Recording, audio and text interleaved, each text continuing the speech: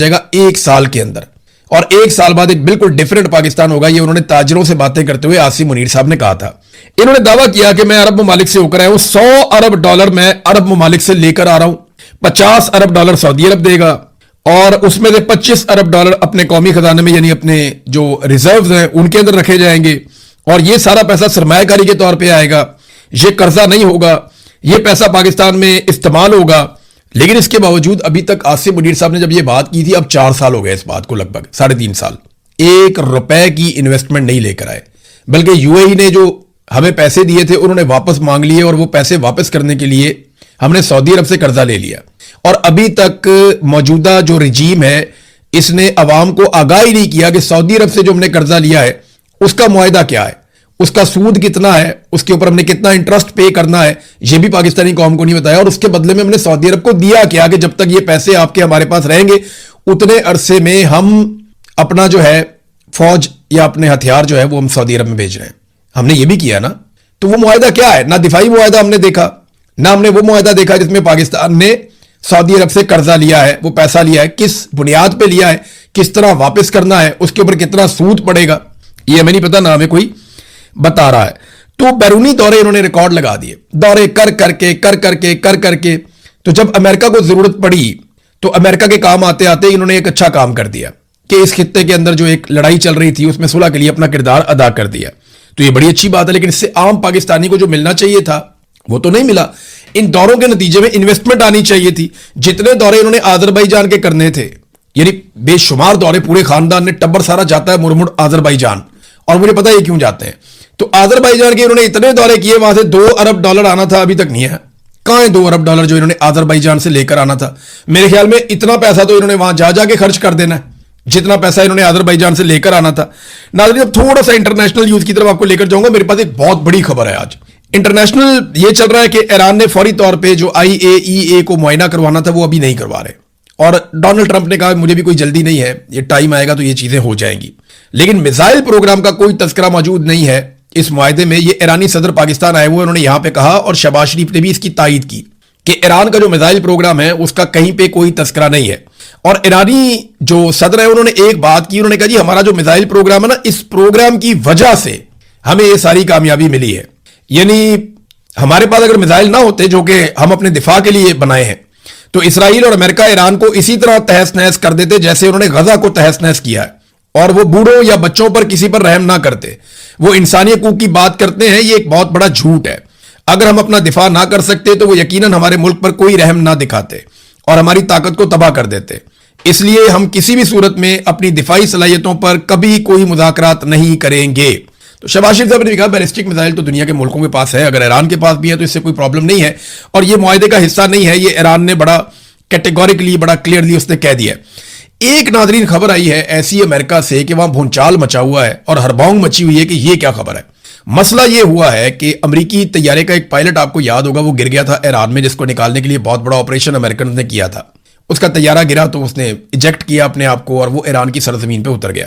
اس نے یہ بتایا کہ جب میں اپنے طیارے سے باہر نکل رہا تھا تو میں نے ایرانی ڈرونز کے ایک غول کو دیکھا جو ایک ساتھ مل کر جیلی فش کی طرح مشابت رکھتے ہوئے فارمیشن میں حرکت کرنے کا مطلب یہ کہ ہر ڈرون دوسرے ڈرون کے ساتھ کنیکٹڈ تھا.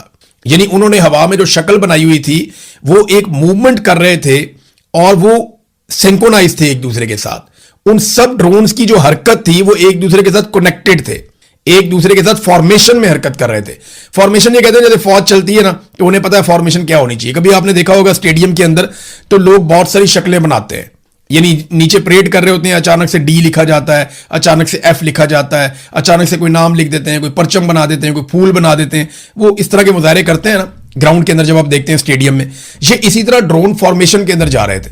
اب ایران میں اگر یہ صلاحیت ہے تو امریکی انٹیلیجنس جو ہے اس کے اندر ایک نئی بحث چھڑ گئی ہے کہ اگر ایران یہ کر سکتا ہے اور اس نامعلوم ڈرون صلاحیت کو وہ حاصل کر چکا ہے تو پھر بہت بڑی مصیبت بن جائے گی.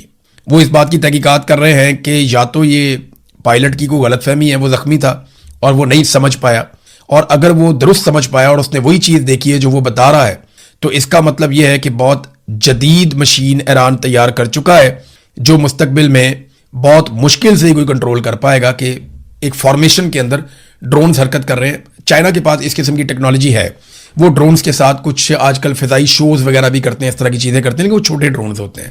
یہ جو خودکش ڈرونز ہیں اگر وہ اس طرح موو کر رہے ہیں تو یہ ایک بڑی مصیبت بن جائے گی. ناظرین, دنیا کا سب سے طاقتور کمپیوٹر, اسے سپر کمپیوٹر کہتے ہیں. یہ کتنا طاقتور ہے میں آپ کو تھوڑا سا بتا دیتا ہوں, اور میں آپ کو یہ بتاتا ہوں کہ یہ کمپیوٹر چائنا نے بنا لیا ہے. دنیا کا جو اس سے پہلے سب سے طاقتور کمپیوٹر تھا وہ امریکہ کے پاس تھا. امریکہ کے پاس ہمیشہ سے دنیا کا سب سے طاقتور کمپیوٹر تھا, اور چائنا نے اس سے پہلے 2017 میں ایک سپر کمپیوٹر بنایا تھا, لیکن چائنا نے اس میں بہت سارا سامان چائنا کے باہر سے منگا کے لگایا ہوا تھا. آج جو چائنا نے اپنا سپر کمپیوٹر بنایا ہے وہ سارا کا سارا کمپیوٹر چائنا نے اپنے ملک میں تیار کیا ہے, تو وہ خود کفیل ہو گیا مکمل طور پہ, اور اس نے دنیا کا سب سے کامیاب اور سب سے تیز اور نمبر 1 سپر کمپیوٹر بنا دیا ہے. دنیا میں 500 جو ٹاپ کے سپر کمپیوٹرز ہیں ان میں اب امریکہ دوسرے نمبر پہ چلا گیا. امریکہ کا جو سپر کمپیوٹر ہے اس کی جو رفتار ہے وہ ہے جناب 1.8 ایگزا فلوپس. یہ ایگزا فلوپس کیا ہے یہ میں آپ کو بھی بتاتا ہوں. یہ اس کی رفتار ہے امریکن کمپیوٹر کی, جس کا نام ہے ایل کیپٹن. 1.8 اس کی رفتار تھی. اور اب جو چین نے نیا سپر کمپیوٹر بنایا ہے اس کا نام ہے لائن شائن. اس کی جو رفتار ہے وہ 2.2 ہے, یعنی 1.8 سے زیادہ 2.2 اس کی رفتار ہے. 1.8 ایگزا فلوپس امریکہ, 2.2 ایگزا فلوپس چائنا, لائن شائن. ایگزا فلوپس کیا ہے؟ یہ ایک یونٹ ہے, اور یہ اتنا بڑا یونٹ ہے کہ آپ حیران ہو جائیں گے کہ ایک ایگزا فلوپس اتنا طاقتور ہوتا ہے, اور اس میں کمپیوٹر کی اتنی رفتار ہوتی ہے کہ 1 ارب کو 1 ارب سے ملٹی پلائی کریں, یعنی 1 ارب کو 1 ارب سے ملٹی پلائی کریں, یا آپ 1 کے آگے 18 صفر لگا دیں تو وہ جتنا حساب کتاب بنتا ہے نا وہ یہ کمپیوٹر 1 سیکنڈ میں کر لیتا ہے.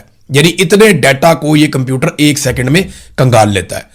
پوری دنیا کا جتنا ریکارڈ آج تک کمپیوٹرز کے اندر گیا ہے نا, یہ سپر کمپیوٹر چند سیکنڈز کے اندر اس کا معائنہ کر لیتا ہے. یہ اتنا تیز کمپیوٹر ہے کہ دنیا میں آنے والے وقت میں کیا ہونے لگا یہ بہترین انالیسس کرتا ہے. نئے کمپیوٹرز کس طرح بننے چاہیے, کون سی چپس لگنی چاہیے, کون سی دھاتیں استعمال ہونی چاہیے, یہ اس کا انالیسس بھی منٹوں میں کر کے بتا دیتا ہے. نئے آرٹیفیشل انٹیلیجنس کے ٹولز کیسے بننے چاہیے اور ان کو کس طریقے سے کام کرنا چاہیے یہ بھی بتا دیتا ہے. موسمی حالات کا کئی سالوں کا, دہائیوں کا ڈیٹا نکال کر یہ سامنے رکھ دیتا ہے کہ طوفان کب آئیں گے, زلزلے کب آئیں گے. یہ سائنسی تحقیقات کے اندر ٹاپ کلاس کام کرتا ہے. اور امریکہ نے تو اپنا جو ایٹامک سارا سسٹم ہے وہ سپر کمپیوٹر کے ساتھ جوڑا ہوا ہے.